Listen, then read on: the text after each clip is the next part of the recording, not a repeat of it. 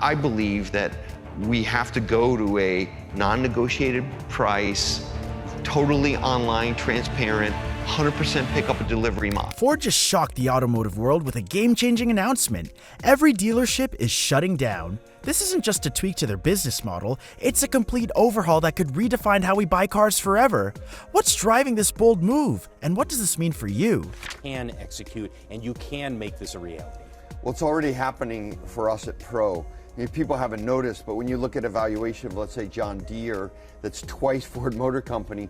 This decision isn't just a minor adjustment, it's a dynamic transformation of a system that has defined the company's operation for over a century. For decades, dealerships have been the heart of how Ford operates, creating a connection between the company and millions of loyal customers. By stepping away from this model, Ford is breaking from a tradition that has shaped not only its identity, but also the way cars have been bought and sold in America. What makes this announcement so groundbreaking is the way it redefines the car buying experience. For generations, the process of purchasing a vehicle involved visiting a local dealership, sitting in the driver's seat for a test drive, and negotiating terms face-to-face. It was personal, tactile, and often community-centered. Farley's vision of a digital-first approach, where customers can browse, customize, and purchase vehicles entirely online, challenges every part of that legacy. The shift signals not just a change for Ford, but a potential redefinition of how the industry itself operates. The traditional dealership model was more than just a sales channel, it was deeply embedded in the fabric of local communities. Dealerships weren't only places to buy cars, they supported economies, provided stable jobs, and became hubs for events and relationships. Mechanics, salespeople, and even the building itself became familiar, trusted fixtures in towns and cities across the country.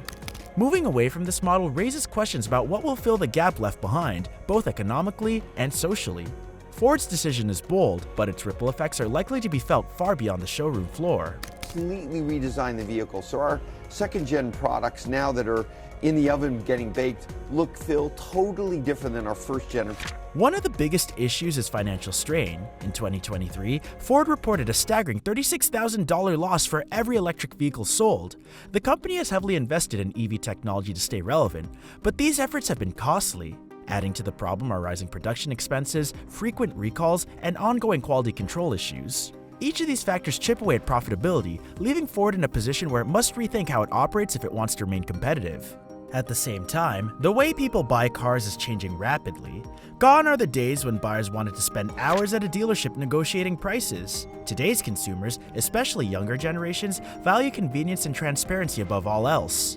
They're used to shopping online for everything, from groceries to homes, and now they expect the same for cars. Many prefer non-negotiable pricing, which removes the stress of haggling and makes the process feel fairer. Ford recognizes that adapting to these expectations is no longer optional.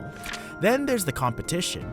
Tesla's direct-to-consumer model has set a new standard in the industry, showing how bypassing dealerships can reduce costs and improve customer satisfaction.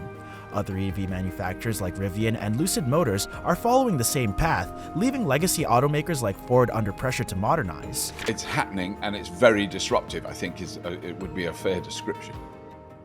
Since the last time we talked, so much has changed. Even companies like General Motors and Volkswagen are beginning to experiment with similar strategies.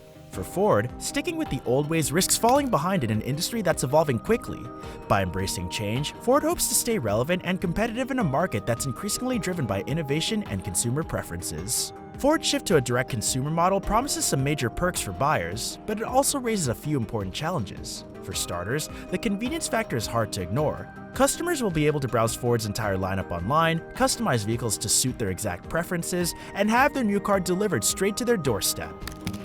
The biggest thing the administration has to do on creating a level playing field is that people don't really realize how technologically risky these products are. The process cuts out the middleman and lets buyers skip the traditional dealership hassle. Transparent, non-negotiable pricing is another big plus. Knowing the final cost upfront without the stress of haggling can make car shopping a far smoother experience. That said, there's some potential drawbacks to this approach. One major issue is the lack of physical showrooms. For many buyers, being able to sit in a car, feel the materials, and test drive it before making a decision is a crucial part of the purchasing process. Without these touchpoints, some customers may feel hesitant about committing to such a significant investment. Augmented reality tools and virtual showrooms can help bridge this gap, but they're not the same as the real thing. Service accessibility is another concern. With local dealerships closing, it's unclear how easily customers will be able to get routine maintenance or repairs. While Ford has plans to establish dedicated service centers, these may not be convenient for those in rural or remote areas who could face long drives just to get basic repairs. Lastly, affordability is a question mark. Ford's electric vehicles are already on the expensive side, and without competitive pricing, the convenience of online shopping might not be enough to attract budget-conscious buyers. For customers, Ford's new model offers exciting possibilities, but it's clear that some significant hurdles need to be addressed to make this transition a win for everyone. Dealership employees, sales staff, mechanics, and administrative workers are facing an uncertain future. These are individuals who built careers and customer relationships over the years, often becoming trusted advisors for families making significant purchases. With the closure of these dealerships, thousands of jobs are at risk, leaving many to search for new opportunities in an already challenging job market. The economic impact of this move stretches far beyond the dealerships themselves. Local governments often rely on the tax revenues generated by these businesses to fund public services, from schools to infrastructure maintenance. Losing dealerships means a sharp drop in these contributions, which can be especially devastating for smaller towns. Beyond tax revenue, the closure of dealerships could ripple through other industries. Parts suppliers, marketing agencies, and even local contractors who service these businesses will all feel the pinch. In small towns and rural areas, the loss of dealerships creates an even more pronounced void.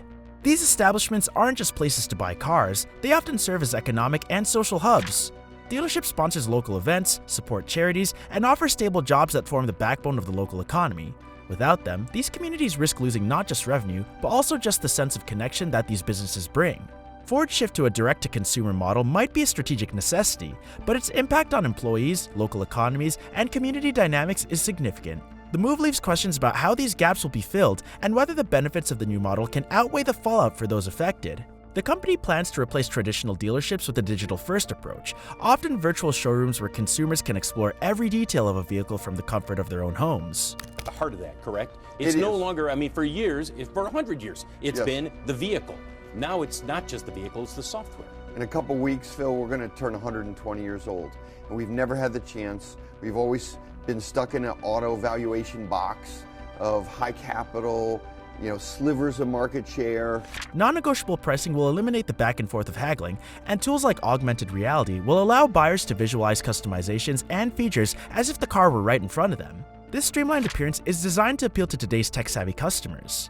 To address the loss of dealership-based services, Ford is developing dedicated service centers and mobile units. These facilities will focus solely on maintenance and repairs, aiming to provide faster and more efficient support.